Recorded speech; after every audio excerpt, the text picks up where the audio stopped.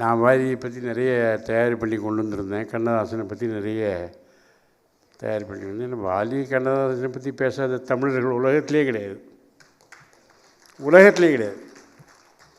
எந்த பட்டிமன்றமாக இருந்தாலும் சரி, எந்த இலக்கிய கூட்டமாக இருந்தாலும் சரி, எந்த கூட்டமாக இருந்தாலும் சரி, அங்கே வாலி வருவர், அங்கே கண்ணதாசன் வருவர், பட்டுக்கோட்டை கல்யாண சுந்தரம் வருவர். அகநானூறு, புறநானூறு, ராமாயணம், மகாபாரதங்கள்லாம் யாரோ சொல்லி நாம் புரிஞ்சிக்க வேண்டிய ஒரு விஷயம். ஆனால் கண்ணதாசன் வாலியெல்லாம் கேட்ட உடனே நம்ம புரிஞ்சிக்கலாம். அதுக்கு பொழிப்புரை, பதவுரை, ஒரு ஆசிரியர் யாரும் வேண்டாம்.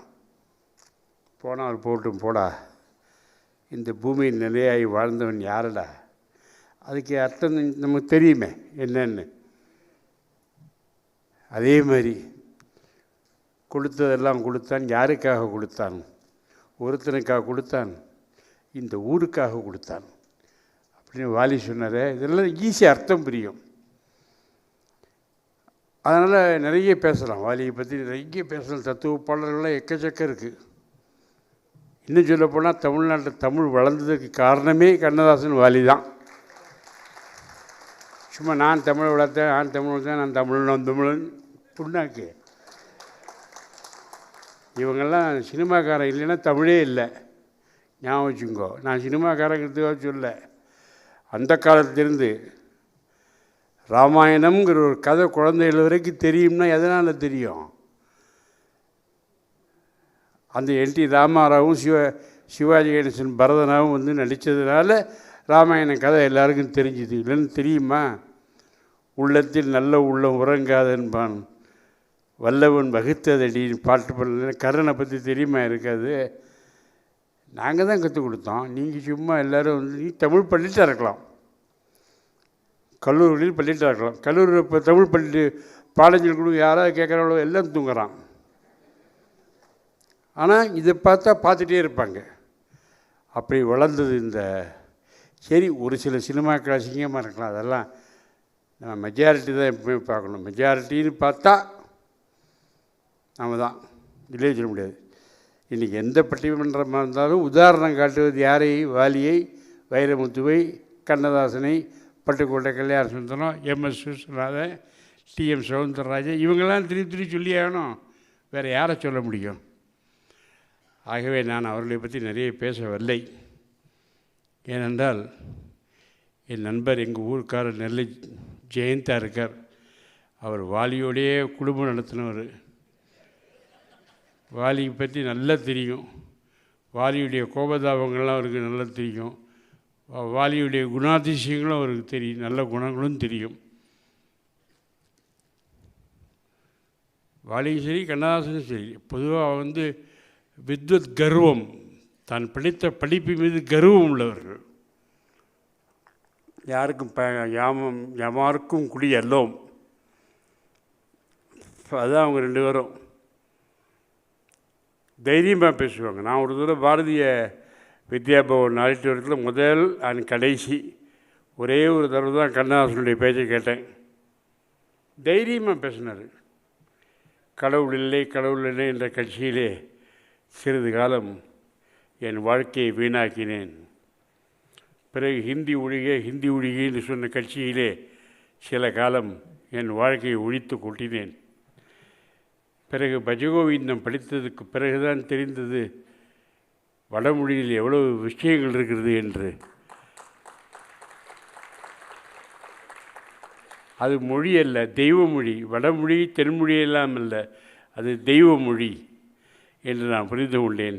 அப்போ அமெரிக்காவுக்கு போகிறார் ட்ரீட்மெண்ட்டுக்கு. அந்த டைம் நான் இறைவனிடத்தில் கேட்டேன், இறைவா எனக்கு இனி ஒரு ஜென்மம் வேண்டாம் என்று நான் கேட்டேன்.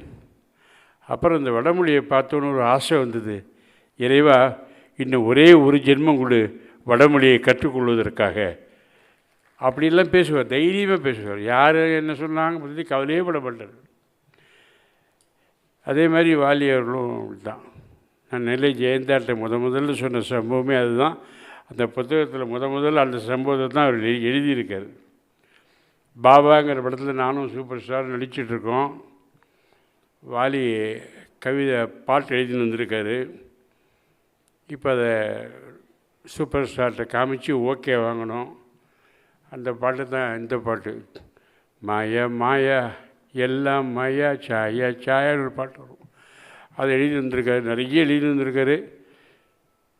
வந்து உட்காந்து, என்ன கணேசன் எப்படி இருக்கார், நல்லா இருக்கிறா, எங்கே இருக்கார் சூப்பர் ஸ்டார், இப்படி தான் வருவார். தோரணையே இப்படி தான். இந்த அங்கே இருக்கார் சார். இப்போ யாரையா இருக்கா, அவரை கூப்பிடியா வந்தார். வாலின்னு ஓடி வந்துட்டார். சூப்பர் சார் சார் சார்னார். பாட்டு எழுதி கொண்டு வந்துருக்கேன், ஃபுல்லாக கேட்பீங்களா இல்லை பாதியில் ஷார்ட் ரெடின்னு போயிடுவீங்களா? அப்படி போகிறதா தான் சொல்லுங்கள், நான் இன்னொரு நாளைக்கு வரேன். இந்த பாதியில் எந்திருந்து போனால் என்னுடைய பாட்டு கட்டு போயிடும். ஃபுல்லாக கேளுங்க, உங்களுக்கு எது ஓகே சொல்லுங்க, நான் மார்க் பண்ணிக்கிறேன் அப்படின்னா. சரி சார் நான் போகல அப்படின்னு உட்காந்துட்டார். அப்படி உட்காந்துருக்கும்போது யாரோ வந்து காதில் என்னமோ சொன்னாங்க சூப்பர் ஸ்டார்கிட்ட. என்ன என்ன அதுக்குள்ளே காதில் என்ன, ஒன்றும் இல்லை, ஒரு சிங்கமும் புலியும் இப்போ சந்திக்க போகுது அப்படின்னு சூப்பர் ஸ்டார் சொன்னார். அதுக்கு வாலி சொன்னார், என்ன வைரமுத்து வந்திருக்காரா? ஆமாம் சார். இதில் யார் சிங்கம் யார் புலி அவர் கேட்குறாரு. இவர் முழிக்கிறார். பரவாயில்ல, நிறைய தாடி மீசையெல்லாம் எனக்கு இருக்குது, நான் சிங்கம் மறந்துட்டு போகிறேன். அவர் புலியை அறுத்துட்டு போட்டோம். இதை நான் ஜெயந்தாட்ட சொன்னேன். ஜெயந்தா ரொம்ப ரசித்தார். அதை புத்தகத்தில் எழுதியிருக்கார் அந்த சம்பவத்தை. அதை வாலி எப்படி, கண்ணதாசன் எப்படி, அதாவது தன் கருத்துக்களை வெளிப்படையாக சொல்லுவார்கள், யாரையும் குத்தம் சொல்ல மாட்டாங்க, அது வேறு விஷயம். Nice, very nice people. இந்த ஹியூமர் கிளப் அப்படிங்கிறதே collection of good people, including the audience. I am telling, நல்ல ஆடியன்ஸு, மேலே அலங்காரம் பண்ணுற எல்லாரும் பெரியவர்கள். ராமராஜெல்லாம் சாதாரணமாக ஒரு நாள் நேற்றுக்கு பெஞ்ச மலையில் இன்றைக்கி வந்த காளானா இல்லை. உழைத்து அவருடைய இன்டர்வியூ நான் பார்த்துருக்கேன் யூடியூப்பில். எவ்வளோ கஷ்டப்பட்டு இந்த லெவலுக்கு வந்திருக்கார் அவர் அப்படின்னு. அதனால தான் நம்ம பாமர மக்களோட அவ்வளோ எளிமையாக பழகிறார் அவர். பாருங்கள், எங்கள் சினிமாக்காரங்க இவருடைய விளம்பரம் இல்லாமலே நாங்கள் விளம்பரப்படுத்திட்டோம் நிறைய. எப்படி கேட்டால், எங்களுக்கெல்லாம் காஸ்டியூம் கேட்பாங்க. சார் உங்களுக்கு என்ன சார் ட்ரெஸ்ஸு? 46 சைஸு. அப்படியா? ஆமாம். ஒயிட்டாக வாங்க போகிற? ஆமாம், ராமராஜில் வாங்கு. அவர் என்ன சொன்னார் என்கிட்ட, கணேஷ் கம்பெனி சொல்லலை, அவருடைய கம்பெனியுடைய தரம் அதை சொல்லியுது. உங்கள் ஷர்ட்டும் வேட்டின்னு சொல்லுது, நீங்கள் சொல்லலை. அது அவ்வளோ அழகாக இருக்கும். அப்புறம் பார்த்திங்கன்னா, அந்த வேட்டி உடுத்துனா ஒரு பெரிய தகராறு. கல்யாணம் மற்ற இடங்கள் மேடையில் பேசும்போது நிறைய பேருக்கு வேட்டி அவுந்துருன்னு என்ன விழுந்துடுறது, அது மாதிரி ஒரு சங்கடத்தை கொடுக்கும். அப்போ என்னாச்சு பாருங்க, இப்படி தான் 1927 இதிலே அவன் கான்சன்ட்ரேஷன் போயிடும். அவன் என்னத்தை பேச முடியும்? வந்த ஆடியன்ஸும் பேச்சை விட்டு, ஐயோ எப்போ இந்த ஆள் வேட்டிய, அந்த கவலையில் அவங்க உட்காந்து. அதுக்கு ஒரு முடிவு கொண்டு வந்தது யாருன்னா ராமராஜ் தான். ஒரு அருமையான பெல்ட்டு. அந்த பெல்ட்டை வாங்கி நீ இடுப்பில் கட்டியாச்சுன்னா எந்த பட்டு வேஷ்டியாக இருந்தாலும் சரி, அது காட்டன் வேஷ்டியாக இருந்தாலும் சரி, ஜென்மத்துக்கு அவர் அது 4 பேர் சேர்ந்து மானபங்கப்படுத்துன்னு சொல்லி அவுத்தா கூட அவர் அது. அந்த அளவுக்கு அவங்க செய்யும் தொழிலே தெய்வம்னு நினச்சி வந்திருக்காங்களே, அவங்க இந்த மேடை அலங்காரம் பண்ணுறாங்க இல்லையா, அது இந்த ஹியூமர் கிளப்னால தான் நமக்கு இந்த வாய்ப்பு கிடைச்சிது. இல்லைன்னா நம்ம அவரை பார்க்க முடியுமா, பேச முடியுமா? முடியாது. நல்லி செட்டியார், அவர் வியாபாரி மட்டுமா? அடையப்பா, எல்லா கலைஞர்களையும் எல்லா கலை கூடத்தையும் ரொம்ப ப்ரமோட் பண்ண ஆள் தமிழ்நாட்டில். நிறைய புத்தகங்கள், நல்ல புத்தகங்கள்லாம் எழுதியிருக்கார், ஒரு எழுத்தாளர். அண்டு இது வரைக்கும் அவரும் பல மீட்டிங் கலந்து போனால் உட்காந்து பேசியிருக்கோம். கிட்டத்தட்ட 50 மீட்டிங் பேசியிருப்போம் நாங்கள் 2 பேரும். இப்படி ஜோக் அடித்தது கிடையவே கிடையாது. இதுதான் ஃபஸ்ட்டு டைம். என்ன சார் நீங்கள் பயங்கரமாக ஜோக் அடிக்கிறீங்களே அப்படின்னு. இப்போ நான் சொன்னேன், வயசான சில ஜோக்கெல்லாம் அடிக்க மாட்டாங்க, வயசாச்சு என்னையா ஜோக்கு வேண்டியிருக்குமா? வயசானால் தான் ஜோக் அடிக்கணும். ஏன்னா ஜோக் அடித்தா நீ இளமை ஆயிடுவேன், அந்த வயசு போயிடும். அதனால் இளைஞர்கள் ஜோக் அடிக்கிறாங்களோ இல்லையோ, வயதானவர்களும் ஜோக் அடிக்குங்கோ, நல்ல காமெடி பண்ணுங்கோ, சந்தோஷமாக ஜோக் அடிச்செல்லாம் உங்களுக்கு ஆயுசு கொஞ்சம் பலமாகும், அதிகமாகும். ஆமாம், ரத்த ஓட்டம் நல்லா ஜம்முன்னு இருக்கும். அதுக்கு ஒரு மாத்திரையத்தெல்லாம் சாப்பிட வேண்டாம், அது ஒரு பெரிய இது. நான் ஒன்றில் அந்த இடுப்பில் லேசாக வலிச்சுது, அப்புறம் அந்த வலி இங்கேயும் வந்தது, அப்புறம் அங்கேருந்து இங்கேயும் வந்தது. அது ட்ராவல் பண்ணது யாரை கேட்டுட்டு, அது டிக்கெட் கிடையாது, ஒன்றும் கிடையாது. எங்கே வேணாலும் ட்ராவல் பண்ணும், யாருக்கு வேணாலும் ட்ராவல் பண்ணும். எனக்கு அது கொஞ்சம் அன்னீசியாக இருந்த உடனே நான் என்னுடைய ஃப்ரெண்டு கேமராமேன், அவன் ஒய்ஃப் டாக்டர், அவங்களுக்கு ஃபோன் பண்ணி இந்த மாதிரி வலிக்குதுமா அப்படின்னேன். அங்கிள் உங்கள் வயசு என்னன்னாரு. நான் சொல்லியே கிட்டத்தட்ட நடந்தே 12 வருஷம் ஆச்சு. அம்மா 60 தாண்டியாச்சுமான்னு. அப்போ நீங்கள் ஒரு ஜென்ரல் செக்கப் போங்கடா அங்கிள், தான் பெட்டர். 60 வயசுக்கு மேலே ஒரு செக்கப் பண்ணிக்கிட்டிங்கன்னா உங்களுடைய ப்ராப்ளம் என்னன்னு தெரியும் அப்படின்னாங்க. சரி, செக்கப்புக்கு போனேன். போன உடனே அந்த இந்த இதுன்னு ஏகப்பட்ட டெஸ்ட்டெல்லாம் பார்த்துட்டு கடைசியில் கார்டியாலஜி ஆன்ஜியோ எல்லாம் முடிஞ்சு, அப்புறம் கார்டியாலஜி எப்படி கேட்டால் கிட்டத்தட்ட அவருக்கு ஒன்றும் அது ஒன்றும் கவலை, அவருக்கு இல்லையே, நமக்கு தானே எல்லாமே. அவருக்கு என்ன ப்ராப்ளம் ஒன்றுமே கிடையாது. அவர் அப்படி பார்த்துட்டு அங்கே பார்க்குறார். இதெல்லாம் என் முன்னாடி பண்ணால் எப்படி இருக்கும்? நான் படுத்துருக்கேன், நானே என்னடா அது பயமுத்துறாங்களே ஆன்ஜியோன்னு பயந்துட்டுருக்கேன். இது மேற இடத்துல இங்கேயும் ஆப்ரேஷனாக பரவாயில்ல, முக்கியமான இடத்துல ஆப்ரேஷன். என்ன பண்ண போகிறாங்களோ தெரியலேன்னு முழிச்சுன்னு இருக்கேன். இவர் அந்த வீடியோவை பார்த்துட்டு இவர் ரியாக்ஷனை பார்த்து எனக்கு இன்னும் கொஞ்சம் ப்ரெஷர் ஏறுது. என்ன பண்ணன்னு தெரியல. எல்லாம் முடிச்சுட்டு அப்படியே பக்கத்தில் என் மூஞ்சி இப்படி இருக்கு, அவர் மூஞ்சியை உள்ள இப்படி வச்சார் பக்கத்தில். என்ன சார் பைபாஸ்?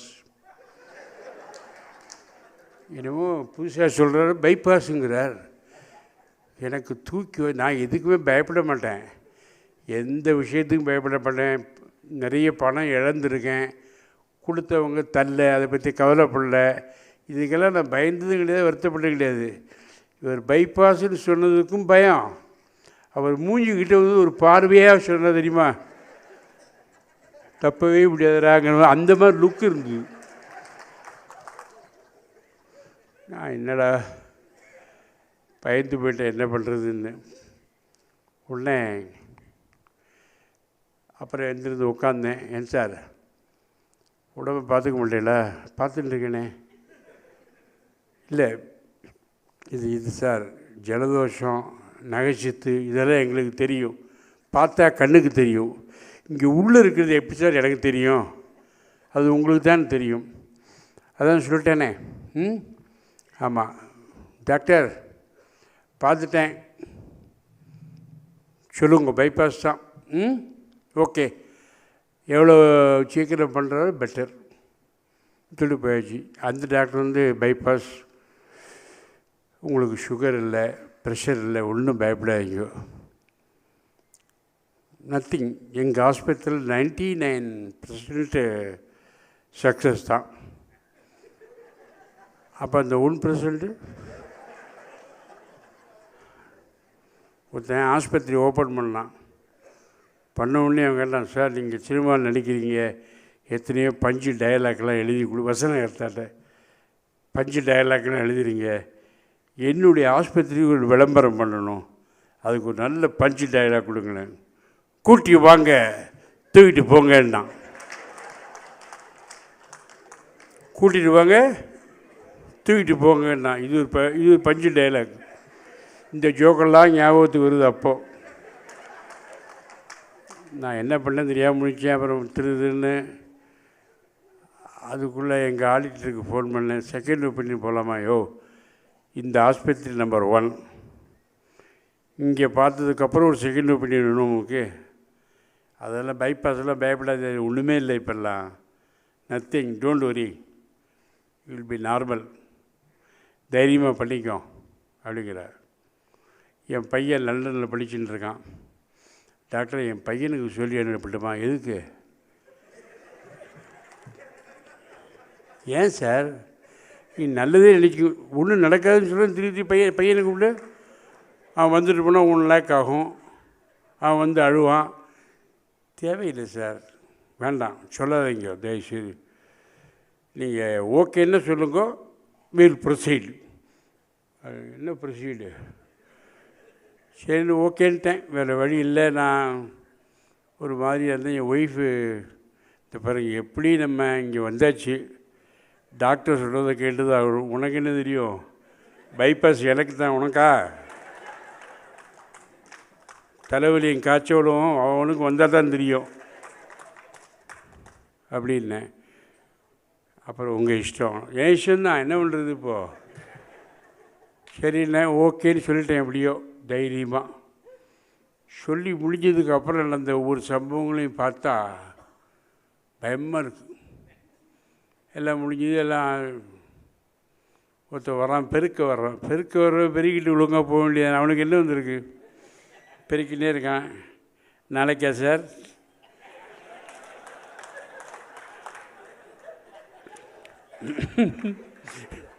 நாளைக்கு ஆப்ரேஷன் சொல்லி முடிவு பண்ணியாச்சு. அதை அவன் கேட்குறான் பெருக்கிட்டு, நாளைக்கா சார்? ஏன் என்னப்பா? ஆமாம். அப்படின்னு போகிறான். அதுக்குள்ளே இன்னொருத்தர் வந்தாங்க. சார், நாளைக்கு காலம்புற 2 ஷிஃப்ட் இருக்குது, உங்களுக்கு எந்த ஷிஃப்ட் வேணும்? என்னம்மா ஷிஃப்ட்? என்ன ஃபேக்ட்ரியில் வேலை பார்க்குறேன், எப்படி நீங்கள் கத்தி வைக்க போகிற? எந்த ஷிஃப்ட் வச்சா எனக்கு என்ன? கால்லையா கையிலையான்னு கேட்டால் நான் ஓகேம்பேன். இங்கே உண்டு கத்தி வச்சுன்னு எந்த ஷிஃப்ட்டுன்னு எது வேணாலும் ஓகேண்ணே. இல்லை, காலம்புற 7 to 9 நல்ல டைம். ஓ, இதுக்கு நல்ல டைம் பார்க்குறாங்களா? சரி ரைட், 7 to 9 வச்சுக்கின்னு. இப்போ முடியுது. அப்புறம் நல்ல கிங்கிறர் மாதிரி 4 பேர் வந்தாங்க. வந்தவுடனே, சார் நீங்கள் இந்த ட்ரெஸ்ஸை அவுத்துட்டு ஒரு கவுன் உண்டு ஆப்ரேஷனுக்குன்னு, அதை மாட்டிக்கணுன்னா. இதெல்லாம் தான் பயமுறுத்துது ஒன்று ஒன்றா. அதை மாட்டி விட்டாங்க. சார், உங்களால் நடந்து போக முடியும், ஆயினும் அந்தளவுக்கு நீங்கள் வீக் இல்லை. இருந்தாலும் எங்கள் ஆஸ்பத்திரி ப்ரொசீஜர் எப்படின்னா, ஆப்ரேஷன் தேட்டருக்கு ஸ்ட்ரெச்சரில் தான் போகணும் அப்படின்னு 4 பேர் அப்படியே மிட்டாய் தூக்குற மாதிரி தூக்கி டொபக்கில் இருந்ததில்ல ஸ்ட்ரெச்சரில் வச்சான். போகலாமா சார் அப்படின்னா. சரிண்ணே. அந்த நர்ஸ், ஆல் தி பெஸ்ட். என்ன ஆல் தி பெஸ்ட்? நான் என்ன பரீட்சை எழுத போகிறேன்னா ஆல் தி பெஸ்ட். சரின்னு போனேன். கூடவே வந்துட்டுருக்கா என் ஒய்ஃபு. ஒரு லெவல் நாங்கள் உத்தரவு பேசிக்கல, உத்தரவு பாட்டு வர, நான் பாட்டு போகிறேன். இதே ஒரு சீரியலாக இருந்தால் 5 நாள் பேசியிருப்பாங்க. அண்ணா, உனக்கு ஒன்றும் ஆகாதுமா, கவலைப்படாத, எனக்கு உங்களை நினச்சா தானே வருத்தமாக இருக்குது, நீ பயப்படாத, நான் பார்த்துக்கிறேம்மா. ஒரு 5 வாரம் நம்மளே இந்த ஆப்ரேஷன் பண்ணிடலாமான்னு தோணும் அந்தளவுக்கு. இது ஒன்றுமே பேசலை. அப்படியே வந்தோம். ஒரு லெவலுக்கு மேலே வந்து லிஃப்ட்டுக்குள்ளே போனோம். லிஃப்ட் ஆப்ரேட்டர் பார்த்து பைபாஸ் ஃப்ளோரை சொன்னேன். 5th floor. அவனுக்கு தெரியும் 5th floor பூரா பைபாஸா? கவலைப்படாது சார் என்ன. சரிப்பா அப்படின்னு போயாச்சு. அங்கே ஒன்று போய் இந்த ஆப்ரேஷன் தேட்டர்கிட்ட வரும்போது, மேடம் இதுக்கப்புறம் ஆப்ரேஷன் தேட்டருக்கு போகிறாரு, நீங்கள் இதுக்கு மேலே வர முடியாது, இங்கேயே இருந்துங்கன்னது. சரிண்ணா. அப்படி என்னை பார்த்தா, நான் பார்த்தேன். ஒன்றும் பேசலை, இவ்வளோதான். அங்கே என்ன பேசுகிறதுக்கு இருக்குது? போட்டு நடக்கட்டுன்னு வந்துட்டேன். அங்கேயே படுத்துருக்கேன். ஒரு டாக்டர், இந்த பக்கம் பைபாஸ், இந்த பக்கம் ஓப்பன் ஹார்ட் சர்ஜரி, ரெண்டையும் பார்த்தேன். மறந்து மாற்றி கித்தி விட்டுறாங்க. டேய், எந்த வார்டு கரெக்டாக அனுப்புங்களான்னு ஒரு பயம். அப்புறம் ஒரு டாக்டர் டியூட்டிக்கு வர்றார். வந்த தலையில் அந்த கேப் எடுத்து போட்டு மாட்டினார், கையில் க்ளவுஸை போட்டார். போட்டு இப்படி போகும்போது பார்த்தார். Are you mister Delhi Ganesh? Yes sir. What a fantastic actor.